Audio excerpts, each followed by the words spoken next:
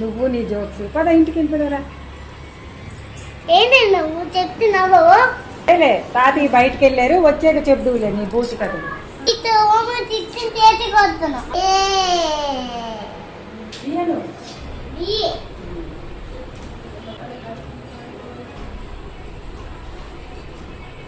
సరేలే తాతయ్య వచ్చేసరికల్లా వంట చేసేస్తాను.